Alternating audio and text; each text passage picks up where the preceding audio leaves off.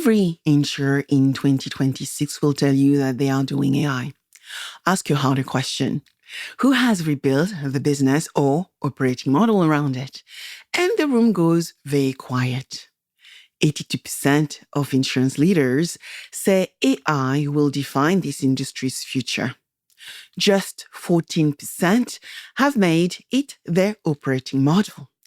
That gap isn't a technology story, it is a leadership story, and it is quietly deciding who compounds for the next decade and who spends it explaining themselves to the regulators. My guest has watched that gap open from the best seat in the house. Denise Garth, Chief Strategy Officer at Majesco, 3 straight years on the InsurTech Insights main stage, and the strategists behind the research those numbers come from. Denise and I have shared a podcast a few years ago, a webinar, a main stage, and one stubborn conviction.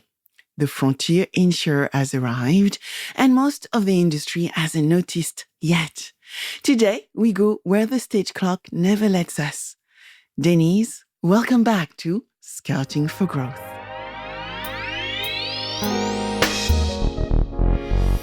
Hello, Denise. Hey, Sabine. Great to be here with you. So good to be with you here and actually record this podcast. It was a long-awaited discussion, and so I'm really, really happy you are here in London with me. So thank you very much for being here and for us to be able to do a little bit of frontier transformation discussion this week, right? Absolutely. I mean, it's a conversation we continue to kind of build on and have since last year. Absolutely. And, as I prepared for this discussion, I also, as you know, had to go and find some statistics, right? Yes, we all like data, don't we? We do. But before going into the stats, tell us a little bit more about Denise and your parcours. You've been in insurance in the industry for a very long time. And you also have worked for carriers. So who is Denise and what got you actually to work with Majesco today? So been in the industry my entire career, and it was accidental. And I think anybody who enters accidentally never leaves. Yeah. So coming out of college, I ended up interviewing with an insurance company in Iowa, and it was called Luther Mutual at the time. And I ended up joining them. And I was in IT, started out as a programmer, quickly moved up as a systems analyst, moved into some other types of roles. Actually had an opportunity to do business process reengineering.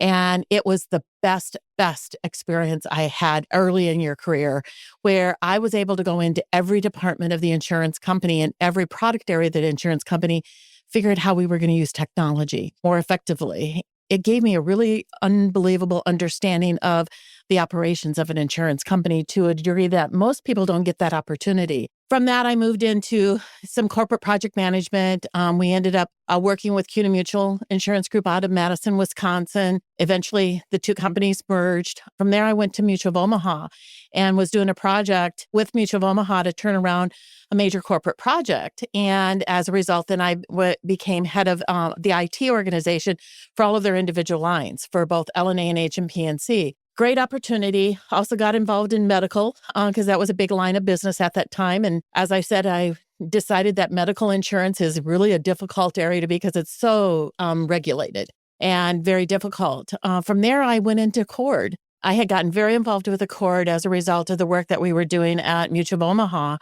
And I was there for about 8 years, leading their strategy, eventually their standards, working with all of their customers, et cetera. And it was a great experience because it broadened the perspective on a global basis, but also expanded into the reinsurance side of it, particularly here in the London market, in the placement of business in the London market, and with the large reinsurers. From there, I went into a technology company that was also BPO called Innovation Group. I was there for about 5 years. You went to the Innovation Group? I was, yes. And they were based out of the UK, but we had a business in the US and also had BPO operations, across the world, focused in on claims. And that was another good experience because I hadn't really worked inside of a BPO operation that was using its own technology. From there, I became an industry analyst. Everybody said, you got to do that, Denise. So I went to Strategy Meets Action. I was there for only 2 years.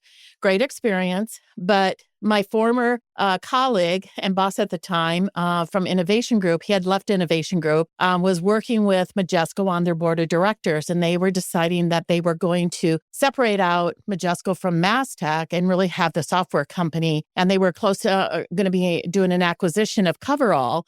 And we're going to be on the New York Stock Exchange. And he says, I want to bring Denise in.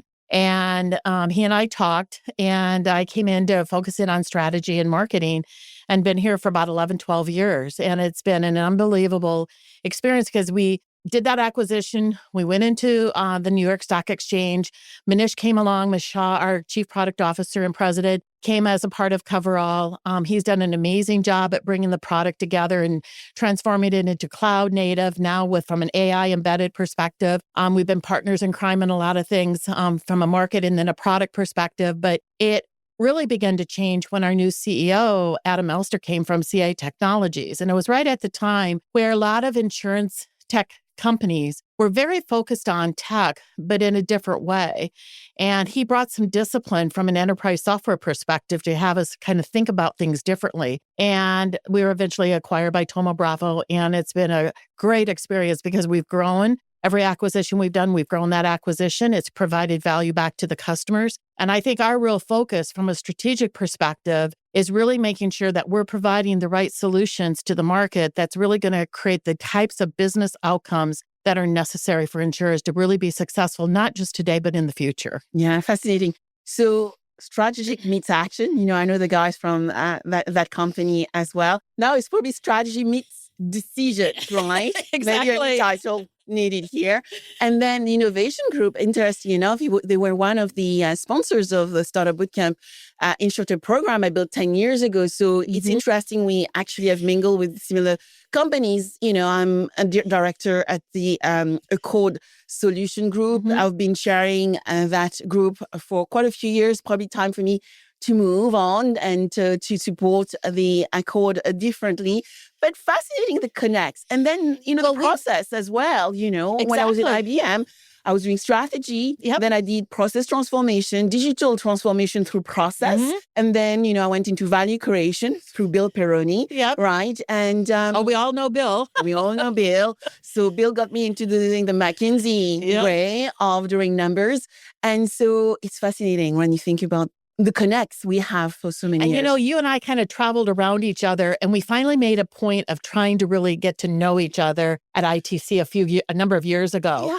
And I held that women-only kind of reception. And from that point forward, it's just like we became kindred secrets. I think we knew that we had a lot of similarities, but it was just a connection that was like immediate. Absolutely. And I remember, with all those women trying to really decipher how we can help each other. And you were actually hosting the dinner over many, many years. And that's the way we became closer.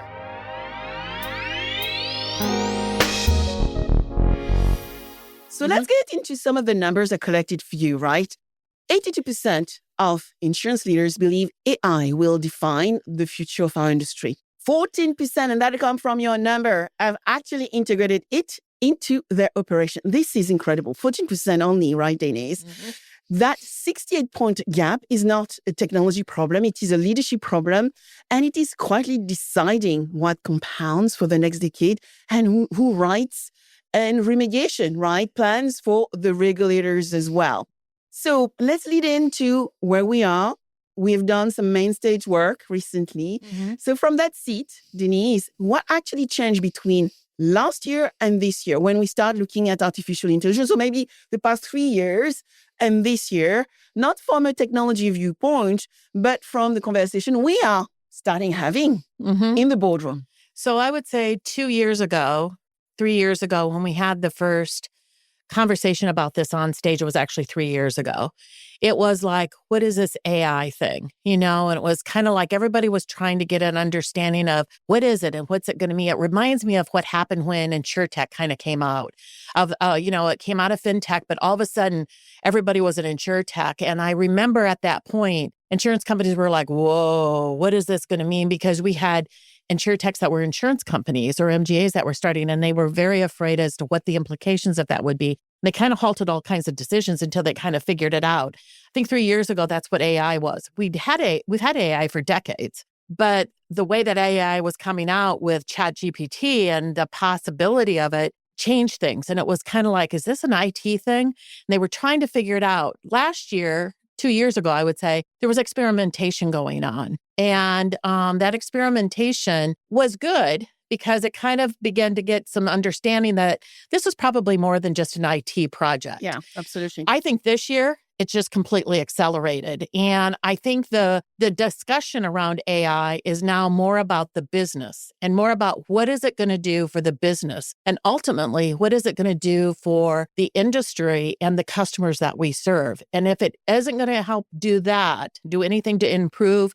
affordability of insurance, improve the operations, I think it's just another technology project that's going to fail because it doesn't have a real focus on what the real business outcomes and value can be. And it's important here to highlight that this transformation, this AI revolution is an outcome-based transformation. It's not about the technology, it's about the culture and the leadership within the organization to get the business to this new operating environment, right? This new intelligence on tap environment, enabling them to make better decisions, helping the employee make better judgment, and help them actually serve the customer better. So when you look at that 3-year strategy, what should we consider when we start building those new capabilities?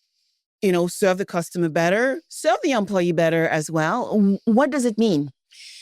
What it means is that, and this is where leadership comes into play, what it means is that this is not an IT-driven project. And this is not about rip and replace technology. This is not about just adding on a piece of technology. And this is not building us around technology, which has been, quite frankly, what we've done as an industry for 20 plus years. And it's why we have what I call a legacy mess, because we haven't really replaced the technologies. We've just kind of like added some things on and created more of a operational challenge for us because oftentimes we have multiple systems of the same thing. This time is very different. And I liken it back to a period where it's so far back when mainframes came to Bay. And we had technology and it was really enterprise focused. We were putting everything on the system. Is that like 1970? In the 70s and 80s. And insurance was leading the charge of using IT to be able to really bring it to the market and really drive operational change and efficiencies that they could really do that. It's almost at that period, but now the technology is at such a sophisticated level that it needs the understanding of the business. Back then, we kind of took it as it is, and we created a lot of legacy crap on top of that because we customized everything, which created its own problem.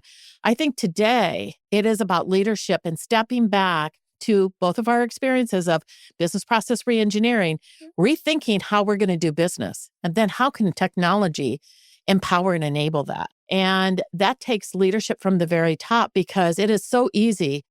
Every project that I've been involved in an insurance company and even in other roles that I've been in, it's very difficult to get people to change because they think that their safety is that they have all the knowledge sitting in their head. And this is the way I've always done business. And so we like to say in the US, we recreate the cow path because it's easier that way because it's less resistance because people feel safer, the cultural change. And I think the challenge today, unfortunately, is that we've got some of the big AI companies like Anthropic or even, some of the Google and even Microsoft. It's about cost cutting and cutting staff. It isn't about cutting staff. It's about how can you leverage staff more effectively, that they use their smarts, they use their brains, they use their experience, they use their expertise to elevate their customer relationship, and that you can do more with the same number of staff. So it isn't about cutting people. It's about elevating them, and so that they really have knowledge-based jobs rather than the manual jobs that many of them have had, because we have to do some things on the system, we have to do some things manual, and it's back and forth all of that way. So I think we've got to change that discussion point, and that takes leadership because this is cultural change. And it's not going to be easy. And it's going to have to take a real strong leader to be able to help ease people's fears and guide them through it, allow them to experiment, but really focus on what are going to be the business outcomes that benefit everybody, including the customer. Yeah. So we were on stage recently, and some of the statements we talked about, which I want to repeat and link back to what you just said, is we have integrators, which are using artificial intelligence. We have transformers, which are redesigning around AI. Let's say they are bolting on. And then we have the next layer, orchestrators, which are building with, embedding AI into everything they do. They are re-architecting around artificial intelligence. Now, recent research with Microsoft, the new work trend report, index report just came out just 4 weeks ago, and it highlighted that, everybody is using artificial intelligence. However, are people using artificial intelligence the right way within the organization? What the research shows is people are not rewarded from reimagining and re-architecting. They're actually still rewarded to do the same job as before. So whilst we are talking about a different experience right now, we have to execute with AI. What do you see in your everyday, Denise? So I see still a lot of experimentation, because even some of this presidents and CEOs of some of our companies, they're still trying to get an arm around what does this all mean? And so they're doing some experimentation, but I think that increasingly they're understanding that to really make this change, they need to kind of focus in on the areas that are going to drive real immediate business value, and that the employees can actually see that. Both from the standpoint of making their jobs easier and allows them to do some things with customers that they can actually provide empathy. In fact, I was just interviewed by an individual who's doing a set of custom research for the P&C industry, primarily into property intelligence. And we were having this conversation that I see AI as a way that we can now finally focus on two things, particularly as it relates to property insurance. We can actually focus in on when a catastrophic event or a claim kind of happens with your property. It's your biggest asset oftentimes as an as a person, can be as a business too. And you need to make that right. And the claims process hasn't always been that easy, because it's been more about a transaction than about showing empathy. And I think it allows us to really show that empathy back to the customer in a point when they have a real need. And they want the transaction to happen and get their claim paid, but at the same time, they need somebody who has some empathy and conversation with them. More importantly, it will allow us to finally get to a point. We've talked about risk resilience forever, and we really haven't made much progress in that because we've been just busy getting business done, and the events don't stop. We still get hailstorms in the Midwest where I live, and we have to find a way to say, how can we actually create real resilience? If we're able to actually elevate people's ability to take on more because their jobs are easier to do from a transaction perspective or a workflow perspective, they might be able to actually work with customers and help them identify ways that they could actually reduce their risk. Spend the time at doing more customer relationship-oriented things that will reduce risk, will hopefully reduce claims, and will hopefully reduce the cost of insurance so it becomes much more affordable than what it is today. That's the real power of really rethinking the business. So it's not about the workflows that you do today. It's about elevating and rethinking, how do we really restructure the business differently and then create the workflows behind it that allow you to do those things. Yeah. So as I'm listening to you speak, I'm just thinking about the claims adjusters, about adjusting. But with artificial intelligence, if it's embedded as intelligence within the business, then we actually removing repetitive tasks, which is often rekeying, moving from one system to the other, to more complex tasks, which means a claims adjuster is not adjusting anymore, right? All the information data he or she needs to do the job is available to him or her. They actually become claims negotiator on one side, or maybe empathy enabler on the other side, right? The roles are changing. And it's the same for underwriter. I think the underwriting will become much more of a portfolio manager, evaluating risks, assessing risks, and leveraging the capabilities to make faster, better decision and actually acquire more customers, or the right customer for the organization. And I see that applying even into the L&A and H side, the life annuity and health side, particularly obviously in the group and benefit side, but even on the individual side, where people are trying to figure out, how do I afford the piece of insurance, because medical costs have increased. And because of that, the cost of insurance increases. So therefore, maybe my coverages, I have to pick and choose my coverages. And they're left with a protection gap. I think you and I just recently talked about the protection gap. I think the data said there was something like a $9 trillion protection gap in worldwide. Of that $9 trillion, 80% of it is in the LNA&H side, 20% on the property and casualty side. That LNA&H side is because people are not buying life insurance. They're not necessarily buying the dental insurance, the health insurance, the benefits that they need, because they're having to make choices. And if there's a way that we can actually create a more efficient operation, and we are able to work with customers to help them understand what's their risk profile and what can they do differently, they get the right coverages that they need. It's not that they don't want the coverages. Oftentimes, they don't understand what those coverages are, and you may have to start out with a different product. So one of the things that we found is that in some of our research is that sometimes starting with a smaller piece of insurance and then growing with them as they grow, that's really important. So in the case of benefits, most people think about buying their benefits from their employer. Yep. But when they leave their employer, they don't get to take that with them. Or if they do, it gets repriced as an individual product and it skyrockets in price. What if we actually offered that term life insurance as an individual underwritten product to start with? And when that person leaves, they can take it with them. Or it's another type of product, critical illness, as an example. If that's the case, they can take it with them, because we know this next generation, these younger generations, they do not have 30-year loyalty to the same company. No. And when they leave, they can't take something with them, and then they have a protection gap. So we've got to rethink in terms of lifestyle, in terms of types of products. And in some ways, it's an education. And I think that's another aspect that AI comes into place. How can we actually leverage AI to help better educate individuals with the right information when they're having those conversations with somebody online or the customer service rep or an agent, whatever it may be? That's where we're rethinking the business. We have to completely rethink it from many different aspects. Yeah, you're absolutely right. I mean, now when we start looking at this protection gap, as you said, it's a 9 trillion protection gap that we need to address. Often I talk about the PNC one, which is 1.8 trillion. So when you hear that number, well, there's a bigger number, which is 9 trillion, including the life, annuity, pension, and health sector.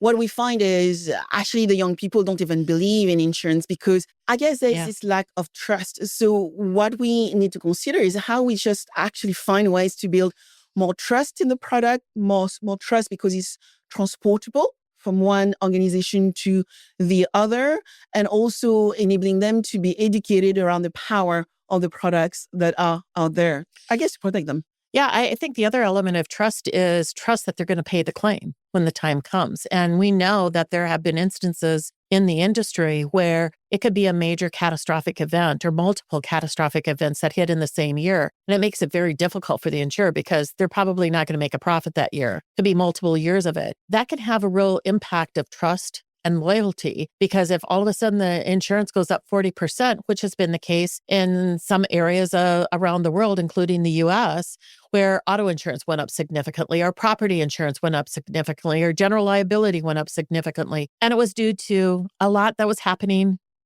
from an environmental catastrophic perspective. That's not an excuse. To me, that's a call to action to say, we know this stuff is going to happen. So how do we rethink this whole process so that we help them understand what they need in their time of need, and that we can actually pay out the claim that we've committed to. But by doing that, we're also guiding them into what they can do differently to drive down risk. So the next time around, I'll give you a perfect example. I think I said this on stage. 8 years ago, it was about 8 years ago, we had a really massive, I live in Omaha, Nebraska, right in the middle of the U.S. It's in Tornado Alley, but it's also in Convective Storm Alley as well. And we had a massive hailstorm, windstorm that came through. We had a house with a shake roof.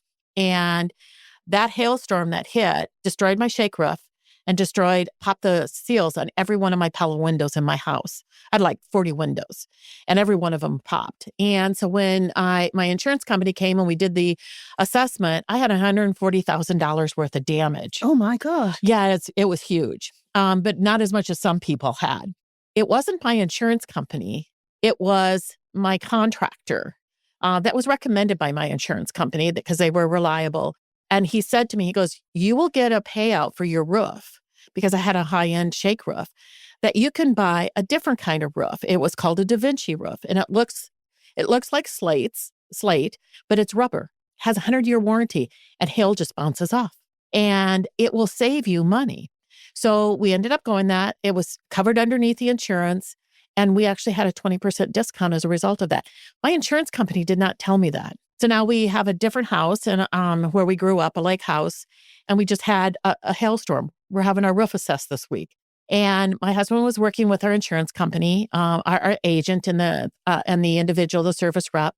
And she says, if you go to the Da Vinci roof, that'll help you with a discount. And my husband goes, yeah. He goes, we're already on it. We want to kind of check into that. When he talked to the claims adjuster from the insurance company online, they said, no, we don't really need to think about that. And it was like, whoa. This is like a telling moment to me. And this is a major insurer. Because it's about protecting It's about protecting me. It wasn't about them. It was more about them. It was about me. And I might be willing to pay the difference because then I can actually get a decrease, but I'm not going to have to deal with this again. Yeah, they're evaluating the risk of the instance occurring. Exactly. Rather than looking at long-term investment, which is called protection nowadays. Exactly. So twice in almost 8 to 10 years, same insurance company, never have they offered that as a way forward.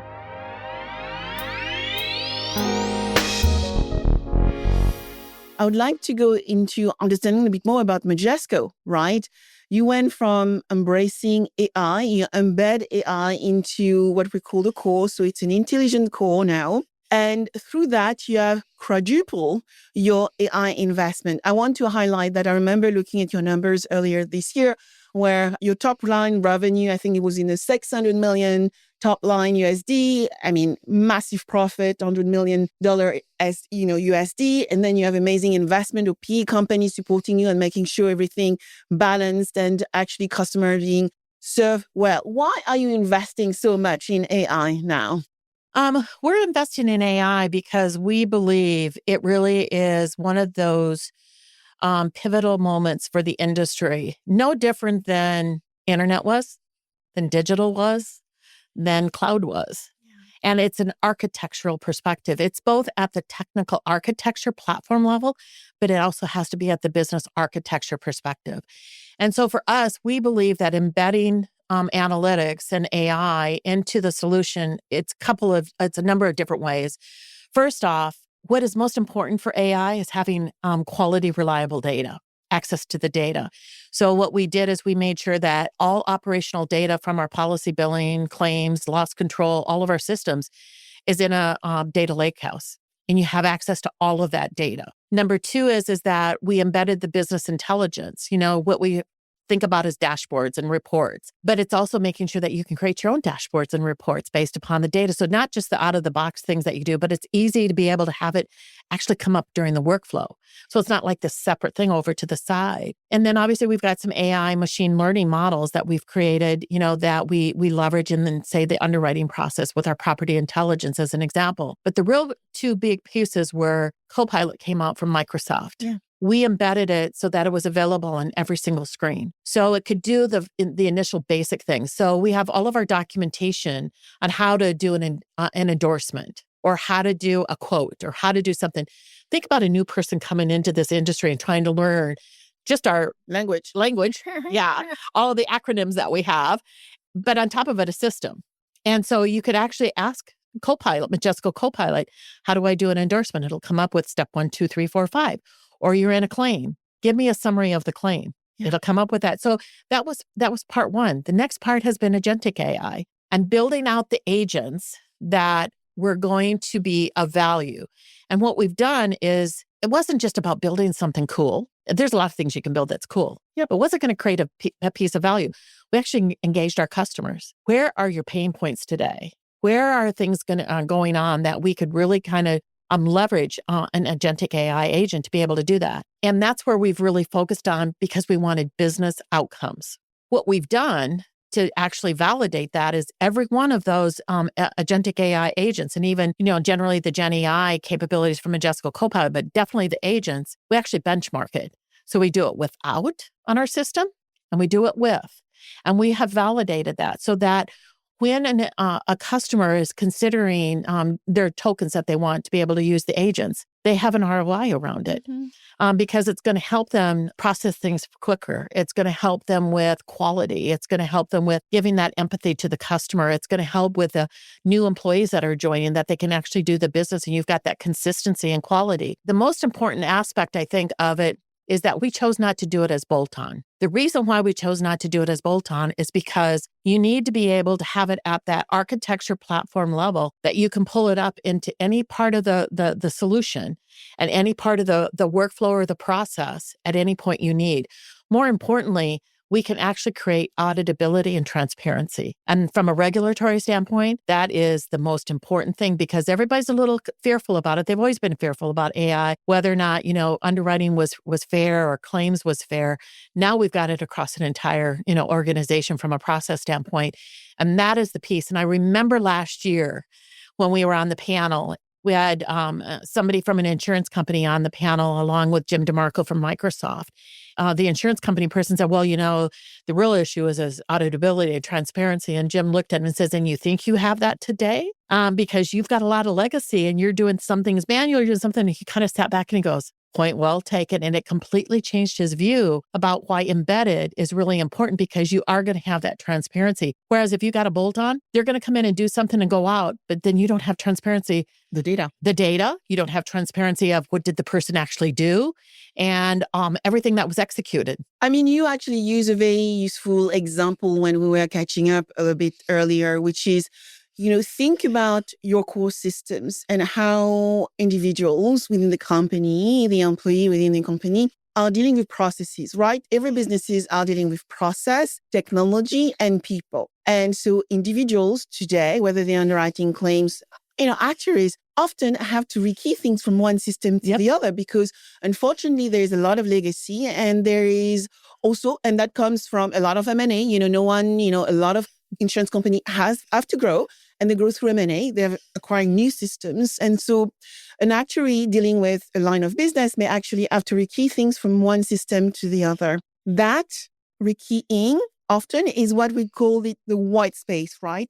Things which cannot be audited or drive transparency now, whether we look at the NAIC in the United States and the AI directive, or in Europe, the EU AI Act, which has moved from August 2nd to December. But however, a lot of things need to be done by August 2nd still, which is, a couple of months from now, as we are talking about regulation right now. This needs to be addressed. At speed, right? Yes, absolutely. Absolutely. And I think that the other aspect that a lot of people don't appreciate and understand is that the insurance company is ultimately accountable for submitting what it is that they're doing for AI, not just from the underwriting claims perspective now, but across the organization, and how it's being used, what data is being used, what models are being used. Can it be fully auditable, et cetera? But they're dependent upon their partners, their solution partners, software partners. And if that software partner is unable to demonstrate that and validate that, that puts them at risk. And that's not a great place to be when you're dealing with regulation. And I think at least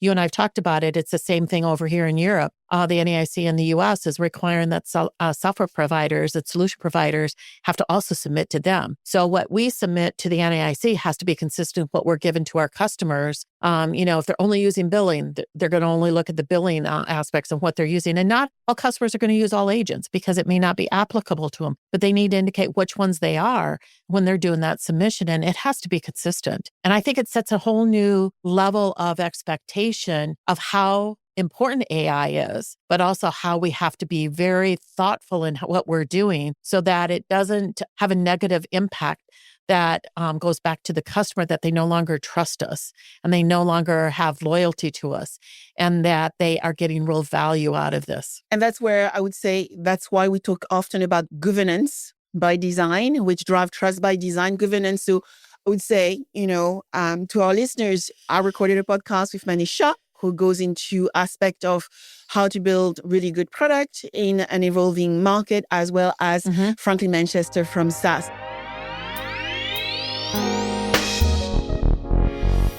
Let's go into our big theme for the year. What is a Frontier Insurer actually? And through the work we've done with Denise, we know we have a definition, and you have heard me talk about this definition. Frontier firm or Frontier Insurer is an organization which is providing intelligence on tap, where human and agent collaborate with one another. So really understanding that human-agent ratio will be important. You know, how many claim adjusters to agents, for example, and where every one of us are going to be agent bosses. And this is very important to understand this definition, because this is a little bit like a second industrial revolution. It's like when electricity became available on tap. Now AI is becoming available on tap. So that distinction, you know, around integrator, transformer, and orchestrator I mentioned earlier also plays into that frame. So Denise, when we look at this shift, you know, bolt-on versus built-in, you know, being truly a frontier, what does that mean for Majesco? For us, it means that, once again, it has to be the embedded aspect, because when you're looking at a Frontier Insurer, basically, you have to redefine your operating model. And what that means is that it's not just about redefining the workflows and the business processes. It's redefining what the business outcomes you're going to be measuring against. It means that it is going to be about how you organizationally restructure. It means how jobs are redefined. It means how maybe today you've had these separate business units or these separate functions. You no longer have these separate functions because you can actually bring it together, that it's much more cohesive. And so it's stepping back and it's rethinking that to truly leverage the opportunity that the technology allows, and particularly AI and agentic AI, to really kind of help you in that transformation. Because what that means is that we're going to want to hire probably different types of people, because it's going to be not just about people who can do all the manual work and, you know, they know the business, but it's people who can think. It's the knowledge, it's the critical thinking. And that's one of the things that we want, is more critical thinkers that can actually understand the information that's coming back from the AI and making the decisions and having the conversations with the agent or the customer to give them the guidance that they need and to really work with it. That's the opportunity, I think, that from a frontier firm is really, it opens up a world of all different kinds of possibilities that we can completely restructure our organization. To your point earlier, you could be as radical to say, could we potentially eliminate all claims? And yet, what do the claim adjusters become? They become on the front end. Instead, there might be the risk adjusters, understanding the risk to help reduce that risk, and that we restructure them into that kind of a view versus on the back end. It opens the idea of a whole lot of possibilities that we haven't really thought about or taken advantage of. So MIT, as I mentioned, talk about integrator, transformer, orchestrator. Can you identify the difference? I mean, with all the insurance company you're talking to here in Europe, but also in the United States, can you actually assess who is an integrator, who is a transformer, who is going to become an orchestrator? So I don't think that we have a lot of insurers to date that are full orchestrators. I think we have a lot of them that are trying to be a combination of the first two.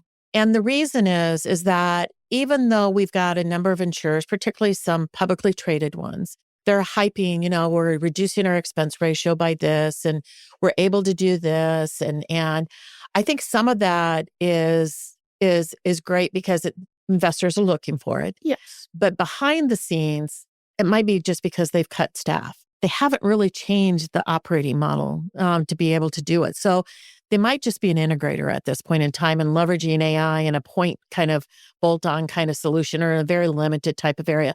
Is it bringing value initially? Sure. But over the long term, somebody else is going to jump ahead of you because they're going to look at it from an orchestration standpoint and rethink. It's not just about it being a claims adjuster. It's going to be something else. Absolutely. And that's the difference. And I think that we need to have leaders who can think much more broadly, much more visionary, and much more boldly to actually get to that point of rethinking the business. And I think I see pockets of it that could potentially be out there. I think it's going to surprise people because I think I said this last fall, in the next 3 to 5 years, there will be an insurance company that will reduce its expense ratio substantially. I think up to 20 points. And that's going to change the game. And that's going to change a view of how because they've actually rethought the business. They've actually done something different.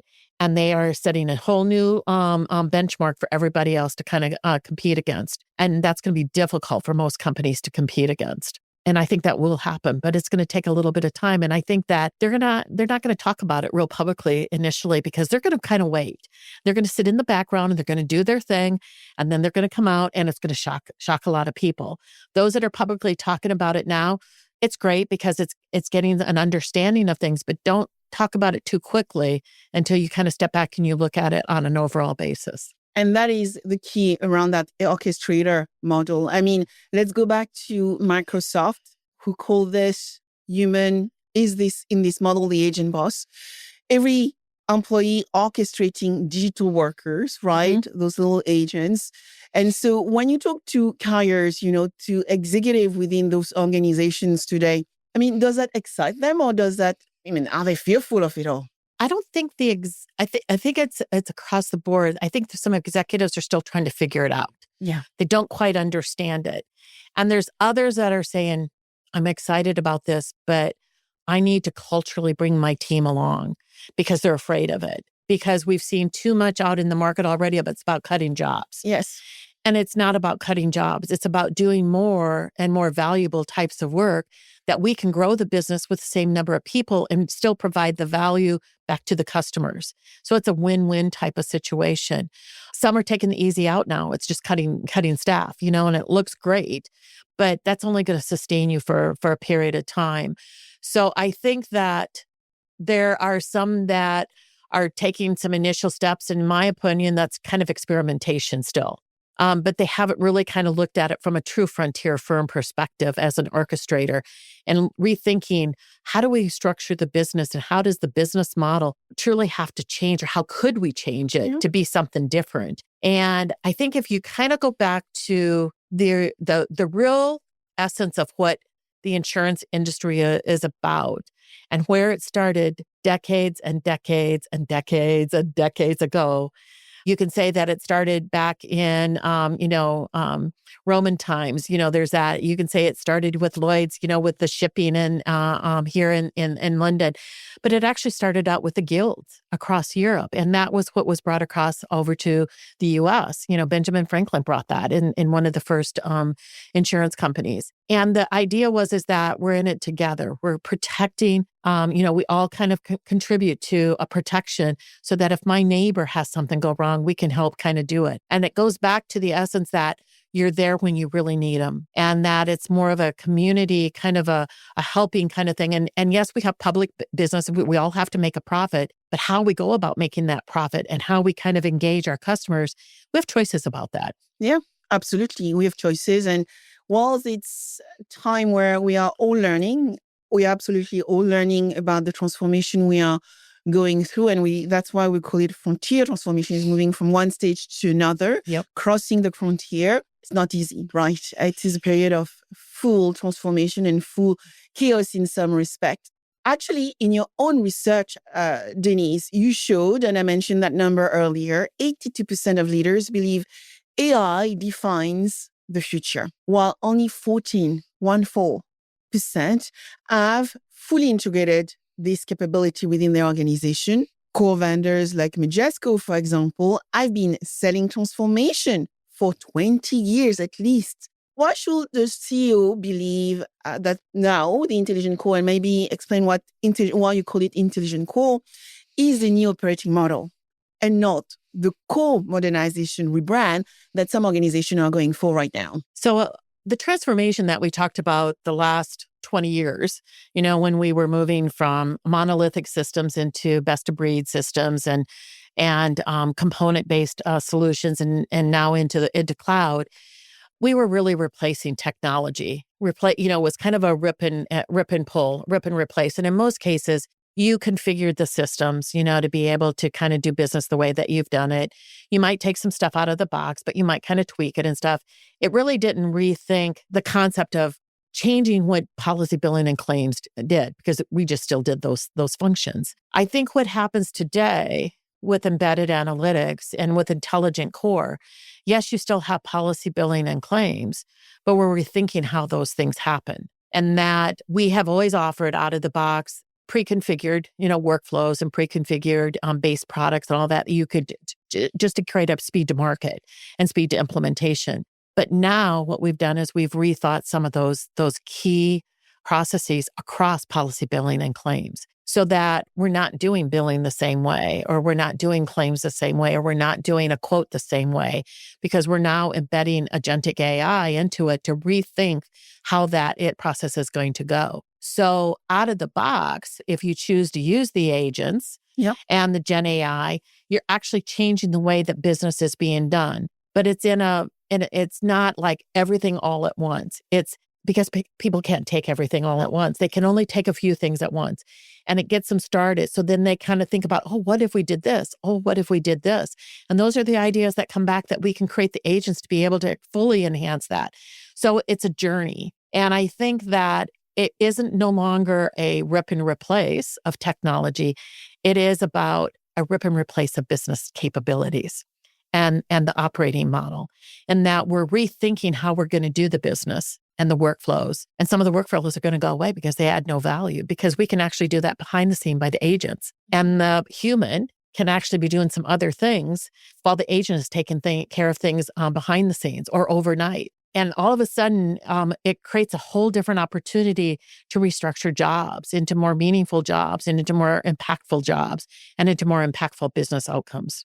So when I look right now at the platforms that come to market, I mean, they have this similar feel.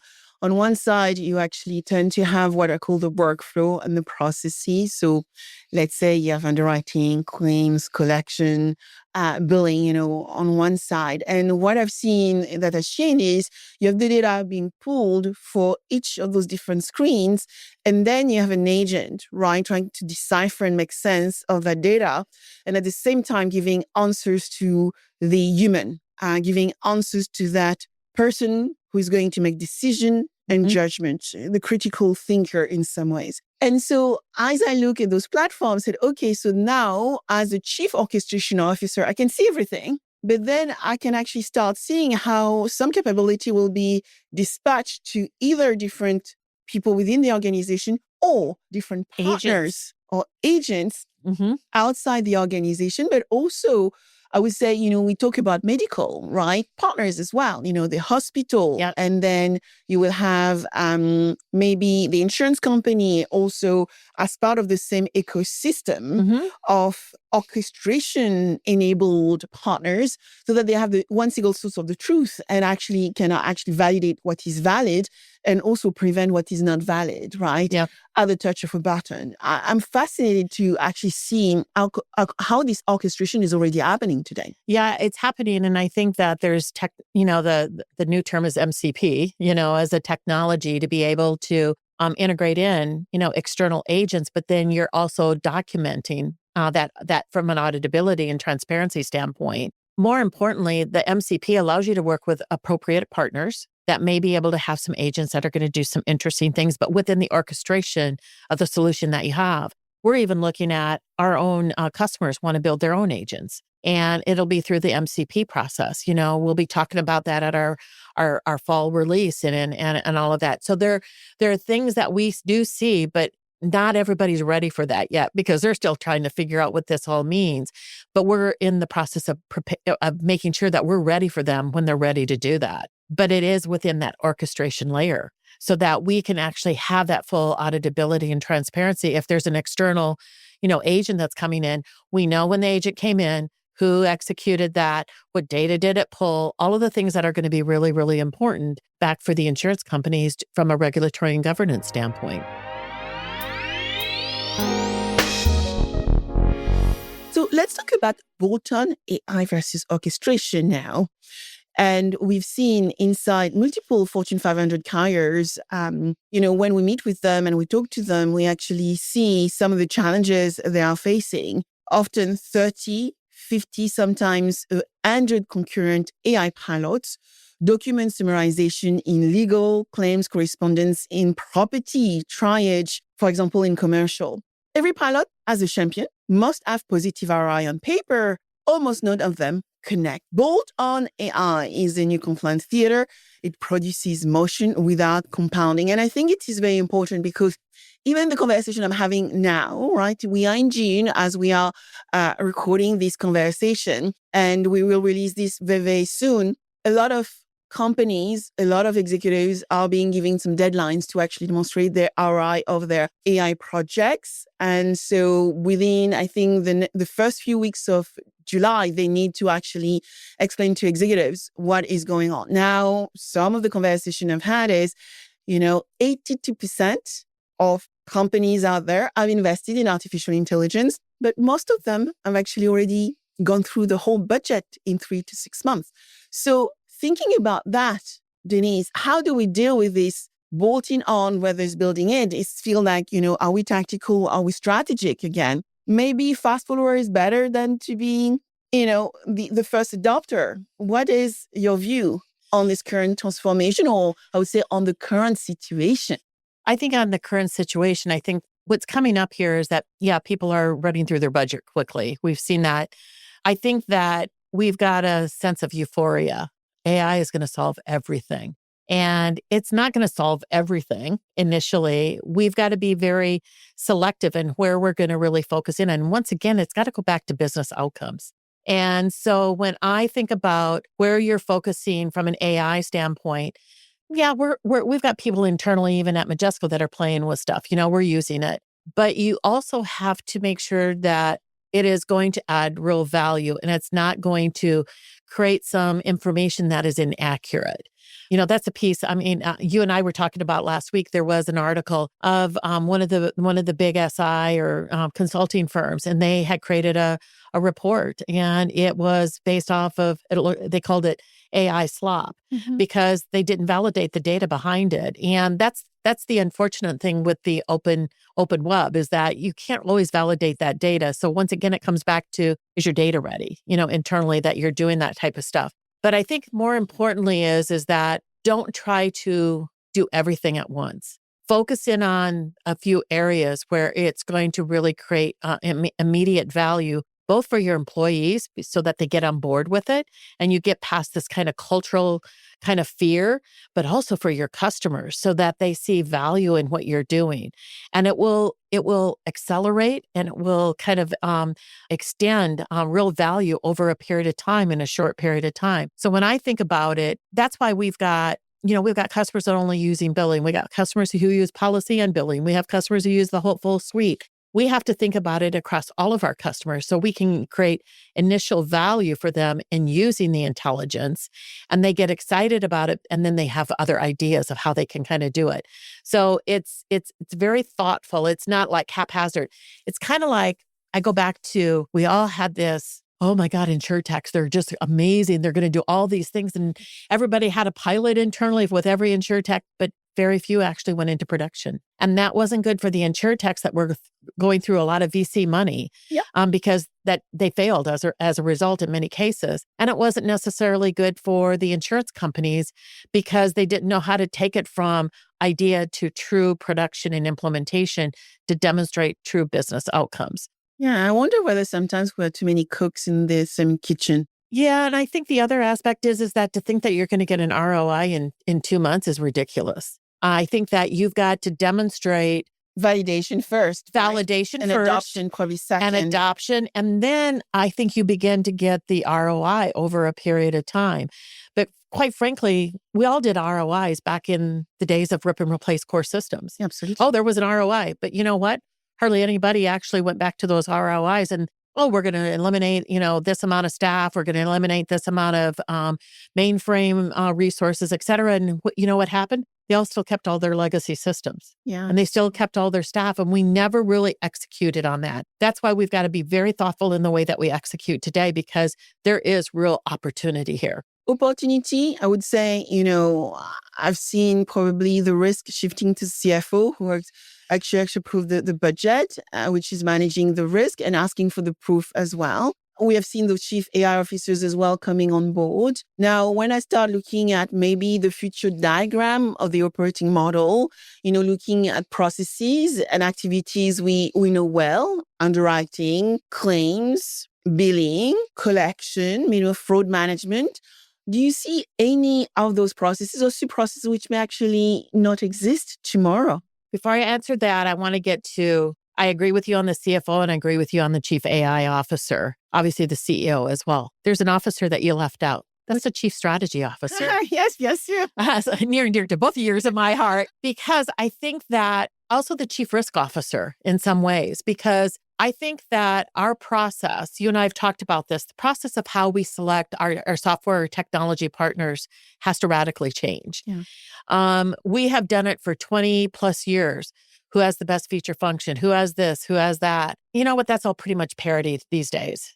Somebody can do a little bit of this, a little bit of that. But what's more important, are they able to invest in the technology to keep at the leading edge? Because technology is going so rapid. We've just seen it with AI. Crying out loud, it changes every month or two at this point. At the same time, do they have the financial wherewithal to be able to invest in that, to keep you at that? And can you quickly upgrade to take advantage of those innovations and stuff?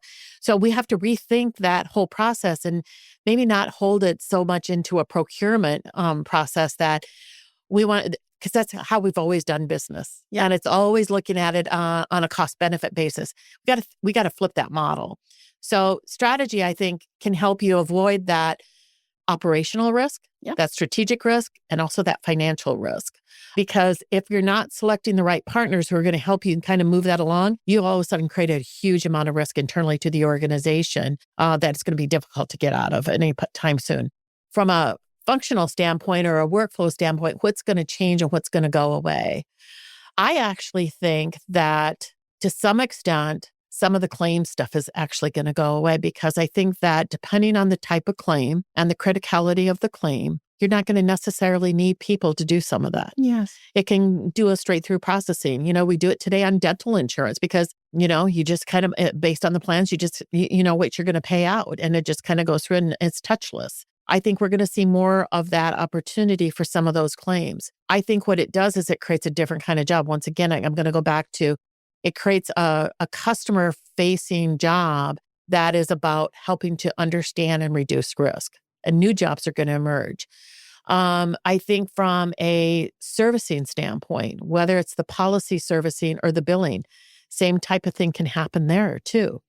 Because do we need to have those kinds of conversations with the customer on the phone?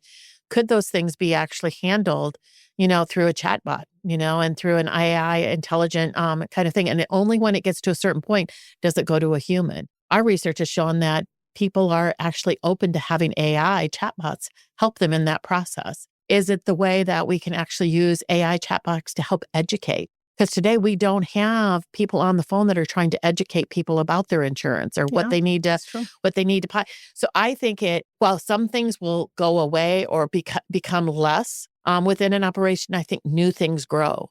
And those new things that grow are things that are needed to support that customer trust and loyalty and to help close that protection gap.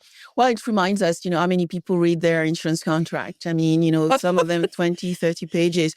But now you can actually put the contract into an AI tool and say, tell me what I'm covered for, and, give me the warning sign as to things I need just to be managing better, and then maybe revisiting my agent and seeing whether I could be better covered. But now a lot of people would actually throw this contract into an AI system to get the answers they are looking for. Especially if they get denied a claim and then they throw their contract in there and say, no, that was supposed to be covered. Yeah.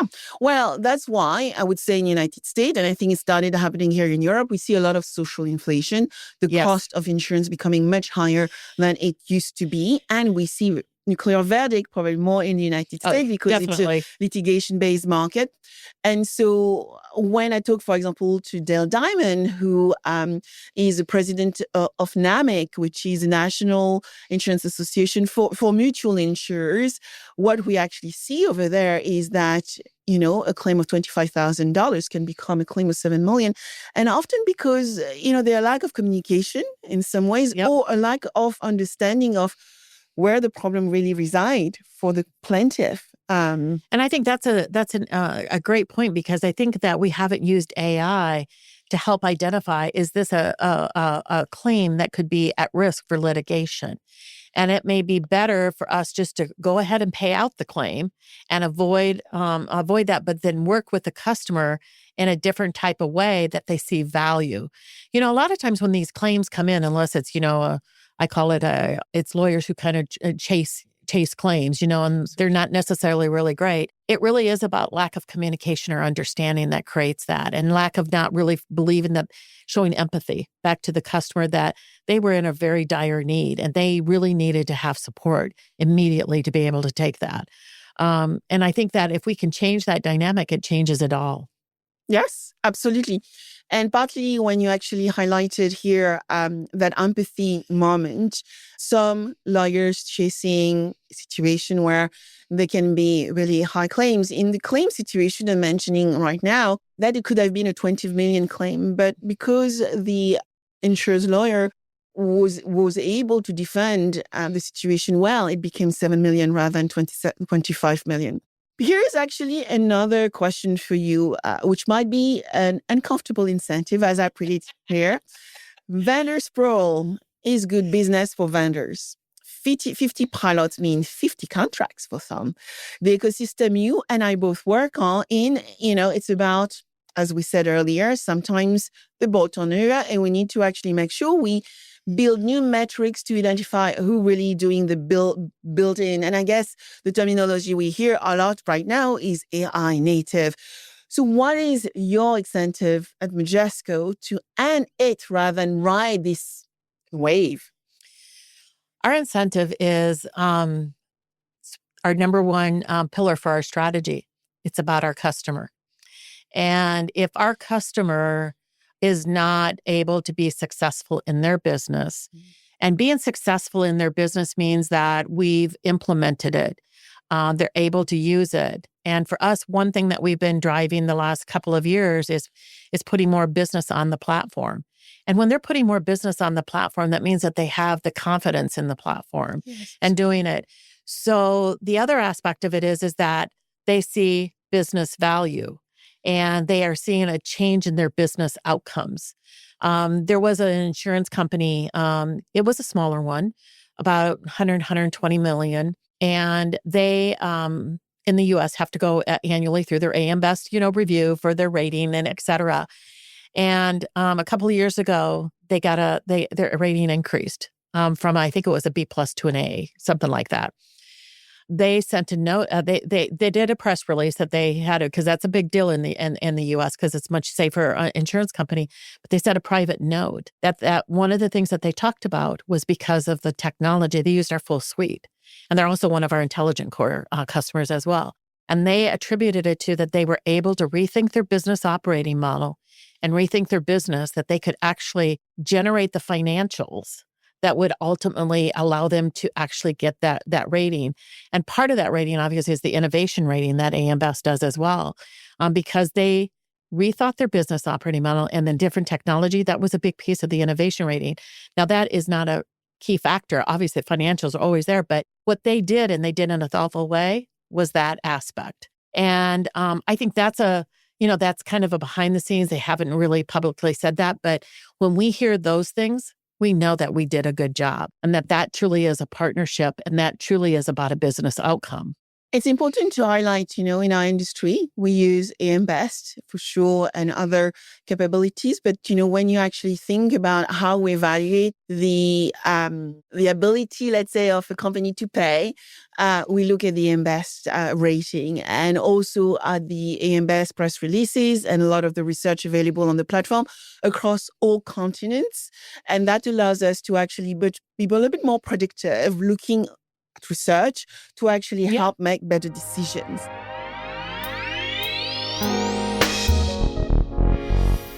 Now, does AI eat software for breakfast? Does it eat software for breakfast? No. So, there's been this whole, I think the term was, it was a SaaS, disaster for about the last 6 to 9 months, where SaaS software has been decimated on the public markets, and it's been trying to figure out what it is. If you truly have a SaaS solution and it is truly embedded with AI from an orchestration standpoint. And secondly, I think in vertical markets like insurance, it's not going away. Core systems are not going away. You still need the system of record. You still need something that's going to process the operational aspect of this. How you do that is changing, in that it can't be just a little thing here and a little thing there and an add-on here and an add-on there. You've got to really think about it from a technology architecture, but more importantly, from that business architecture. How is this all going to play together? And I think it is going to change how we look at solutions. Are there still going to be some best of breed? Sure. But those best of breeds are going to need to have a way that it's going to work together differently than how it's done in the past. In the past, it was always an integration or the APIs. It has to move beyond the APIs now. Because if you're going to use APIs to try to go access data and run an agent, that's going to drive up costs substantially. So there's a whole different kind of thinking that has to happen here. And I don't think everybody's really thought through all of that thinking. Yeah, particularly when you think about tokens versus hybrid model when you have the GPU. I think a few players are already thinking about that model, which is triggered by volume at the end of the day. I also think you mentioned MCP, ACP, which we need to actually understand as part of the architecture design as well. And there's aspect of orchestration, right? There is an internal capability, but there's going to be also external capabilities that need to speak to one another. But back to your point about eating software, I think there will be some software companies that won't survive. There always has been software companies that haven't survived when we've seen a shift in technology, when we've seen a shift and they haven't been able to adjust for that shift. But those that have been architected with some thoughtful thinking, with a services-based model, with, all of the things that you can leverage from an AI perspective, I think they're going to survive. And particularly if you're in a horizontal like insurance, I hope that those that are in there are recognizing that they're going to have to change their architecture, both technically and business-wise. Otherwise, over the next 3 to 5 years, they may be what I call an insurtech zombie. Yeah. Let's go into the insurtech zombie in one moment. But what we are talking about here, about re-architecting the operating model, is really talking about this orchestrator, right? Whether it's software or SaaS model for breakfast is one of the statements we've heard. But as Denise highlighted, well, we still rely a lot on those technology. But therefore, it means you need to think in terms of layers. And I think there are 3 layers. Frontier company thinks when they start building the stack: the intelligence layer, agent acting inside workflows, not alongside them; the governance layer, a real-time control plane that knows what every agent is doing; and finally, the core systems layer, which is really the regulator, right? And where the economics of design is grounded. So let's take every one of those layers one after the other, Denise, right? When I look at design of architecture, I see the core system. What I see a lot of corporations doing is making choices around their LLM. Is it Claude? Is it Copilot? It is Gemini? It is a combination of all. At the end of the day, it is not one versus the other. They all have their strengths and weaknesses. We have to admit it. And then we have the vertical AI, the vertical layers coming on top. So crudely, how do you see each of those layers working in our new world, Denise? So I think each of those layers have to be thoughtfully thought through, obviously. And I think that when I look at a core system vendor or a vendor that provides a crucial, broader definition of core, it could be a loss control system. It could be an underwriting workbench. It could be, a lot of the different systems that kind of pull in and integrate in with a core policy billing and claim system that we kind of think about as the core, but the others are part of core as well. I think that every one of those solutions, not all of them are going to be necessarily from the same vendor by any stretch of the imagination, but how that vendor positions in terms of how they've technically architected it, how they've business architected it in the terms of data governance, in the terms of data definitions, in the terms of services, how they've defined their services, in terms of how they are leveraging the LLM models, in terms of each of those areas and what data are they pulling in. I think that becomes really, really important, because what it means is that nobody can work in an isolated world. It means that instead of a focus on oh, I like this screen. It looks a lot better. Or, oh, they have this little kind of piece of functionality that's really, really cool. And that's going to be the differentiator. I'm going to tell you that's not the differentiator when it thinks about the customer. Mhm. What's going to be the differentiator is, can you actually bring that all together, orchestrate it together in a way that is going to not just create a business outcome for a single solution, but create a broader business outcome for the business. And it is going to create a different level of customer value that ultimately drives a different set of financials for you as an organization. Hopefully reduce expense ratios, hopefully reduce loss ratios, and hopefully allow you to actually grow much more cost effectively, that then pricing can change. Yeah. That ultimately is what is going to have to change. And no one vendor has everything. And so we do have to work together. But what becomes really important is that technical architecture and that business architecture, where there are some of the components that you talked about, and how you're really thinking about the use of all of that, and then particularly from a governance standpoint.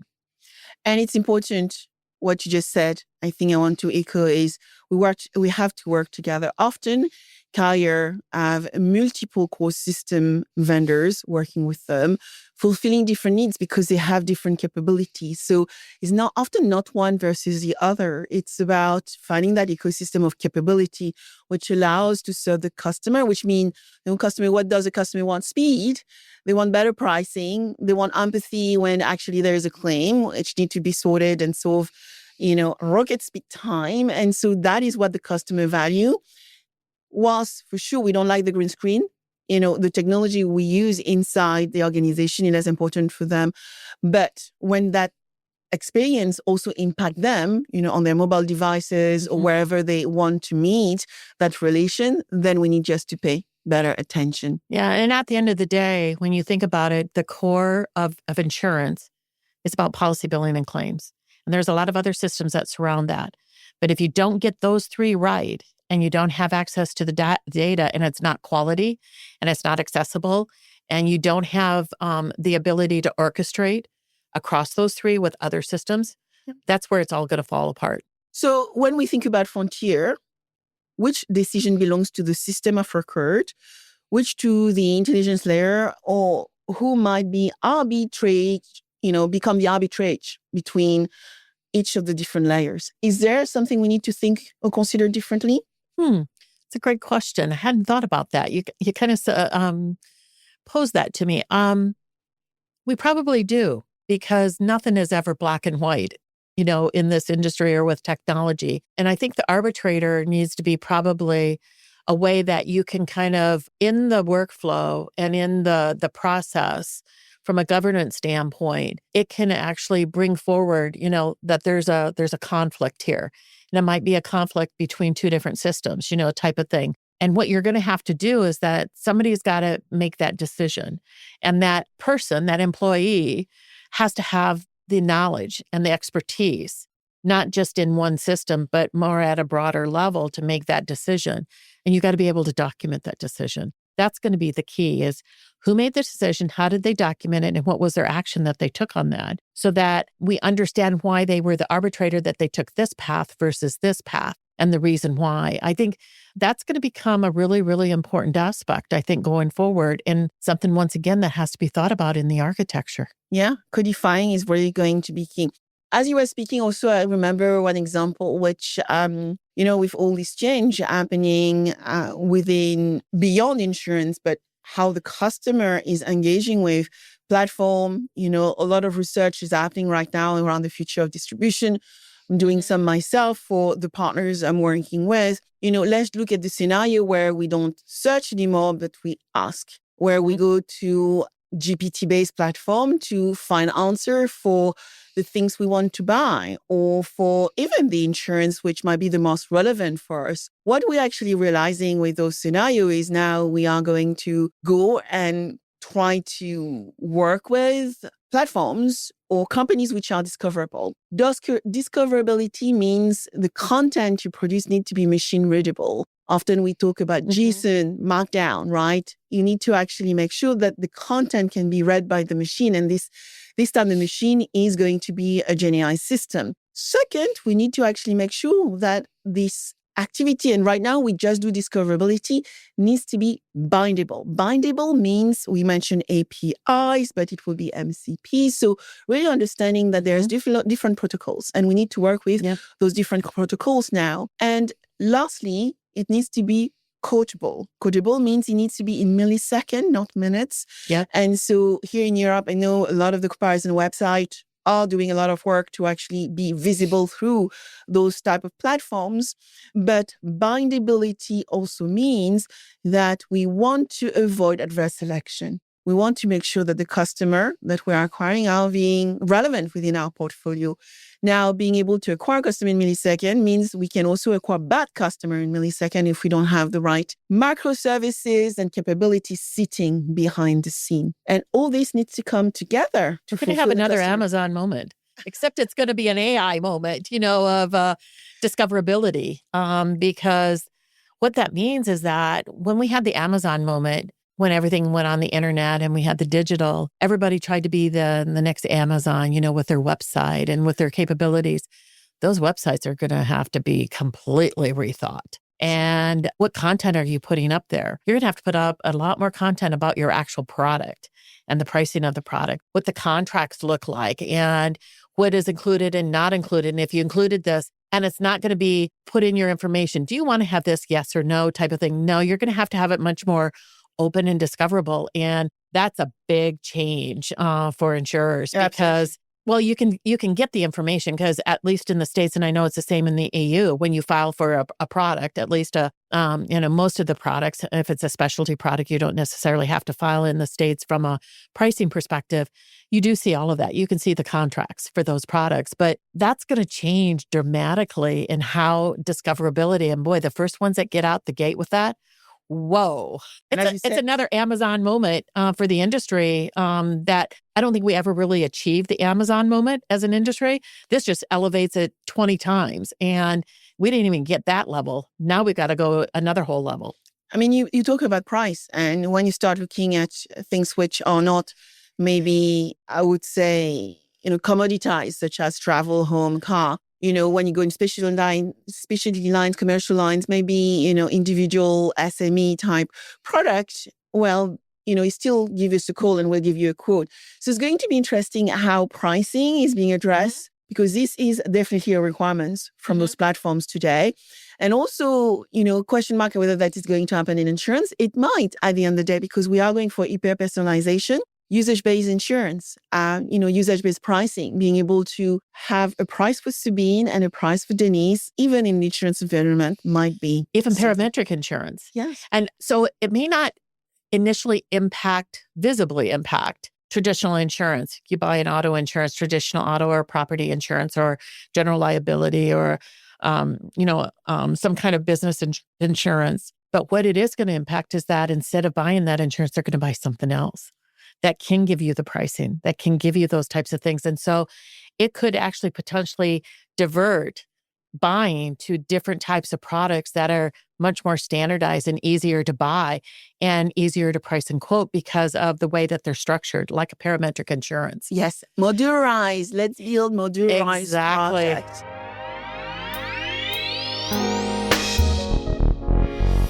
So I want to touch upon something we are going to talk about over the next few days. Well, Denise and I are doing a lot of stage work as well, and we are gathering a group of insurers for a little bit of a roundtable. And we actually looked at best in class when we think about frontier operating model. The number one frontier operating model player out there is called Ping Han. It's in an insurer in Asia who started many years ago. They didn't decide to become frontier by just starting a year ago. They started probably 7 to 10 years ago to build around the ABCD, artificial intelligence, blockchain, big data, and cloud, right? Cloud computing. They are considered one of the fastest moving players, but also the one which are embedding artificial intelligence, allowing, multiple, millions, billions of fraud to be identified every year, to actually do billions of customer interaction just using AI. They can actually process a claim in 7.3 minutes for probably the most complicated ones. 99% of their claims are probably dealt with in seconds. So that is Frontier. This is the best case study we have in our industry. Now, as we were preparing for a discussion, we looked at others, such as Simply Health, for example, which doubled daily customer capacity with 0 job losses and a 35% average pay increase. National Life went from 50,000 to 250,000 applications with the same team. We talk about AIG turned 1 underwriter into 5, which is, some of those case studies which shows things can be done leveraging artificial intelligence in the right way. What have you seen, Denise, when you think about those type of case study, what best in class may look like for us? What are some of the, best practices, lesson that you may actually impart to our listener? So I agree with you with Ping An. And I think one of the reasons that they have emerged at the front end is because they think longer term, and they think very strategically, and they move as quickly as possible, but they think very strategically. And every move that they make, they're doing in terms of a longer term vision and strategy that they really want to support their customers, and they really want to drive growth. Too often, I think many insurers are chasing the next quarterly results, or they're just chasing what they think their peer is doing. Oh, we're going to bring out this new product, and we're just kind of chasing things without really thinking much more strategically. And I think that when I step back and I think about some of the insurers who are kind of taking that, you would think that it would be a number of the big insurers, like a Ping An as an example, or an AIG. Yes, because they do have some resources that they can put at the bear. But at the same time, many of those very, very large organizations are very complex and very political and very siloed in many ways. And so the ability to really apply that is very difficult. What I'm beginning to see are some of the mid-tier, the smaller insurers. They don't have the level of complexity. They don't have 10 admin systems, policy admin systems. They have one. And they're putting all their business on there. In some cases, these people are thinking a little bit longer term, and they tend to be mutuals because they don't have to report their earnings. I think some of those could actually emerge as some of the really interesting frontier insurers. The second category I would have is some of the insurers that are being funded by private equity. And we're seeing a lot of that, in particular in the U.S. They're buying some of the insurers. They're doing some startups like MGAs or P&C insurers, or even some L&A&H insurers. And they're looking for really long-term growth. And it's not the typical PE, let's optimize it and sell it in 3 years. They're holding them for a longer period of time because they're also having assets under management that they can invest. And I think that they're taking a longer-term view of things. And I think that in some of the cases of some of the startups that we have worked with that are PE-backed, they're thinking differently too, and how they're operating. So there's one that got into a niche specialty market, and there's not many in this niche market, and they're beating out the incumbent left and right because the incumbent's on old tech. They're able to really kind of react. They're able to kind of react in a different way, and so it may not seem obvious today, but I think it's going to be those types of companies that are going to emerge because they truly are redefining what their operating model is and really embracing it internally to really drive value to the customer, competitiveness in the market, relationships with agents, but more importantly, the relationship with the customer. So I'm sure some of our listeners wondering, they talk about InsurTech zombie, but they didn't tell us who they are. So tell us, who are the zombies? Or what do they do differently or not? So it was kind of funny because towards the end of last year, I always do this paper on what the top trends I see for the next year. And I kept seeing this kind of in the fintech space, this whole concept of zombies. And it was coming out of actually from private equity. It was about, because we've seen the interest rates rise, we are holding back a lot of capital. There hasn't been a lot of activity in the private equity market the last couple of years. Absolutely. Because of the financials. There are now a number of companies that in the portfolios of some private equity that are called zombies, that they haven't been able to achieve the level of financial results that they had hoped and actually were going backwards, okay? And part of it's because they had high debt and they were having to restructure their debt in higher interest rates. So when interest rates were low, boy, everybody was piling and buying and doing all kinds of stuff. The minute the interest rates went high, it changed the financial demeanor. So I took that concept and I said, how does that apply to InsurTech? Because it was not really well understood. And I took it from a couple of different angles. I actually expanded it. And we have examples of that in the insurance industry where there has been some acquisitions by private equity, and they paid a big price for it. And unfortunately, they didn't have a level of profitability or a level of growth that would generate profit that they could actually pay their debt. So their debt payments, because the way private equity works is that they buy you, but you have a big debt payment that you have to pay. And if you can't make that, you're going to not get the best credit rating and be able to kind of refinance, et cetera, and pay that. So you've got to cut costs. You got to cut investment in R&D. You've got to cut a lot of different things. So we've seen that. We've seen that with venture capital insurtechs, where they got all kinds of money when money was cheap or free, and they blew through all that money, and they don't have a level of profitability. And now the times are tough, and the VC firms are saying, hey, I want some return on my money, and you better start showing a profit. And they're having to kind of figure out, oh my gosh, what are we going to have to do? Once again, it gets into a financial thing. But there's another category that, two other categories. One is truly legacy technology. And we have all kinds of examples of it that they've never really got to cloud. They're still on, on-prem.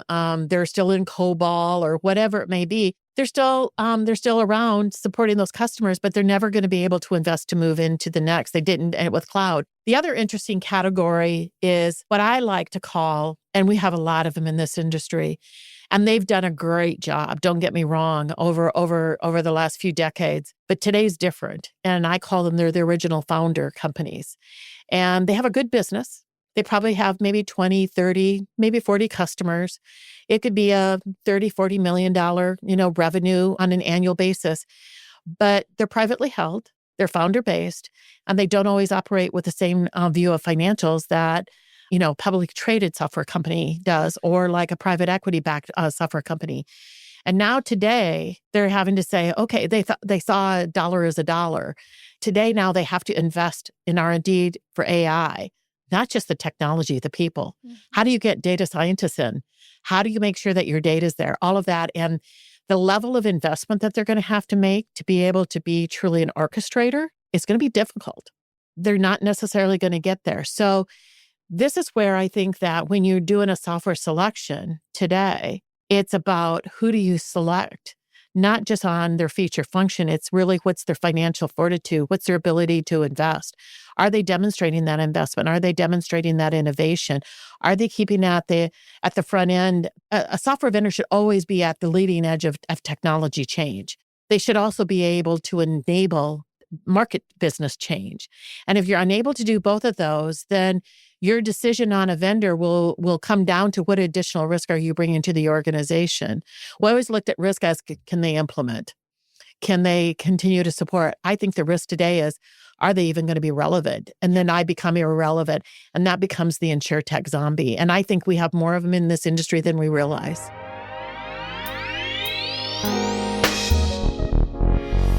So my last question to you is addressed to the CEOs out there, right?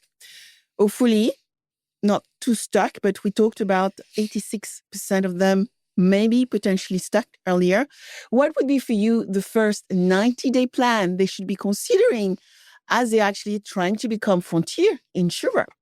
The 90-day plan, I'm going to make an assumption that they've just heard all of the hype about AI, okay? Let's assume that as well. They're trying to figure out what the heck does that all mean internally. What I would do is I would have a group of your senior leaders that you have are very trusted, that are very strategic in thinking and can think outside the box. Mm-hmm. Hopefully your strategy officer is that way. Hopefully your ops officer is that way. And have a conversation around who we have today as a customer base and what is our business today. How do we think we can really shift and change that from an operating model? What does that mean? Bring in resources, that can help you have that conversation. It doesn't mean hiring a bunch of consultants. It may mean talking to some of your peers. It maybe mean going to an industry event. We had a number of customers at the recent one you and I were at, and they, one of the presidents that was there of one of our customers came and said, he goes, "Oh my God, this was just so eye-opening because I didn't think about these things." And I think for the CEO, they've got to give them time. They've got to have some time to think about the big picture things because they are the leader of that organization to help take them forward. So they need to educate themselves really, really fast. And then they need to bring their team in to get them educated and figure out who's going to be on board and who's not. Because you're going to have detractors. Absolutely. And you're going to have to figure that out really, really quickly. And if you got a detractor, you're going to have to figure out a different way around them, whether it's them going or they're putting a different role or whatever it is. And then you've got to start making an assessment of your organization. Where's your technology today? Who are your partners today? And what are their visions? Is it aligning to where we think the Frontier Insurer is going? It's really doing that assessment internally of what you've got and figuring out, okay, I can't change everything at once, but I got to start someplace. And then start with that and build on that. So you're thinking about the business and you're thinking about your partners, and together those two have to come together to create that technical and business architecture that's going to get you where you're going to go one step at a time. I think what you said is fascinating, partly because we know whilst we are going through this transformation, not everybody wants to be AI enabled, powered, or native. We know that. There is in every organization to diet. And how to identify maybe somebody who is, again, this type of transformation, think about people who do not want to share the knowledge. I think that is the easiest way to think about it because it's the age where intelligence needs to be into the system to enable others to actually be able to use that intelligence. And so that we can move to more complex and actually other problems that we can solve. So the person who think that knowledge is so powerful or so singular that they do not want to impart it to others would be a great way to identify a detractor. The detractor. Exactly. Yeah. You need to know those right up front because they could bomb the whole initiative. Absolutely. Mm-hmm. So quick fire question for you. One word for the industries 2026, maybe 2027. Hype, hope, or hinge? I say hope. I have a lot of hope for this industry. When I look back, I did a chart that looked back over many, many years. And, when I look back at 1980 and it was the mainframe, we were all kind of getting on board with big IBM, and we were putting all of our systems online and building our systems. And 2000 came and the internet and it, kind of created kind of chaos. And then 9/11 happened and it changed a lot of stuff for us from a business perspective. And then the internet, the digital came out with the mobile phone, but we had the financial crisis. And that once again changed everything from a business and a technology perspective. And then we had the introduction of InsurTech and cloud came out. Every time one of these things has happened, there's always been a business issue going on at the same time, or business and market issue. At the same time, we have technology change. And as an industry, we've survived every one of those. We found a way to survive, but we also found a way to grow and to excel and to embrace that change. Not everybody did. I think I told you that in preparation for our customer conference in October, I went back to those different time periods and I went back to AM Best and who were the top 20 life and annuity and health insurers and who were the top 20 P&C insurers. And I show the changes over that period of time. And if you remember, I think on social media, there's been this Fortune 500. And over a period of from the 70s up until like 2017, how have the Fortune 500 changed? Back in the 70s, there were a lot of insurance companies in the Fortune 500 in the top 20. You don't see them up there anymore. Yeah, fewer. You see, there's fewer. And it's the technology companies.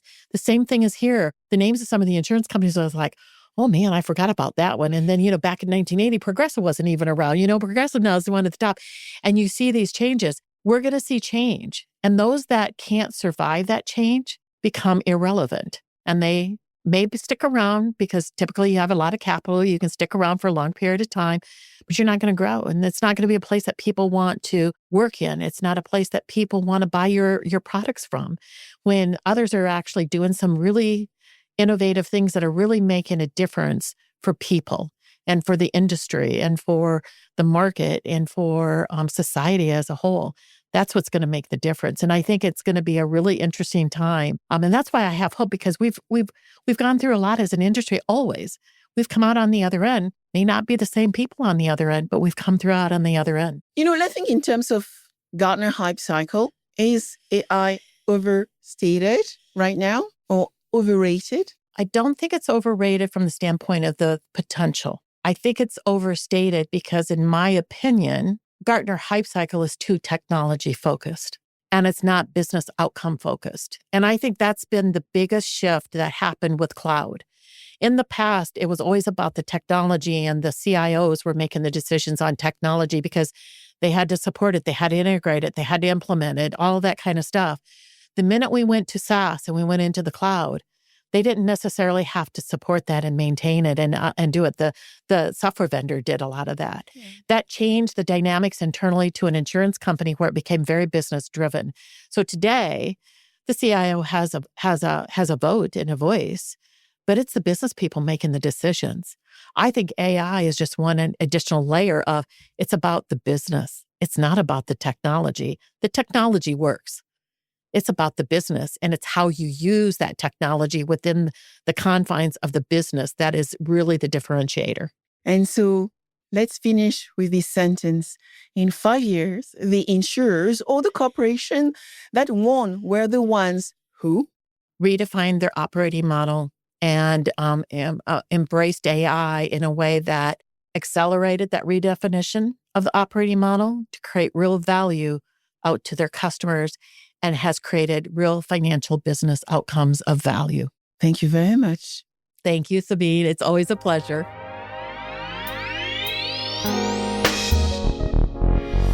Three things I'm taking with me from this conversation, and if you lead in this industry, I would take them too. 1, the 80-14 gap isn't a technology gap. It is a leadership gap. The tools are ready. Most operating models are not. 2, the Frontier Insurer, or the frontier firms in general, runs on 3 layers: intelligence, governance, and core. Take one away and you don't have a strategy, you have an exposure.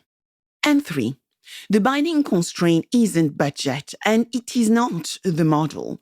It is trust and how fast you can scale it. Because the firms that win this decade won't be the ones with the most pilots or the biggest budgets. They will do something rarer. Scale trust faster than complexity. That is the whole game. Denise Garth, Chief Strategy Officer at Majesco. 3 main stages. 1 shared doctrine, and still the person I most enjoy spending time with talking about the future of our industry. Thank you for coming back to Scouting for Growth, Denise.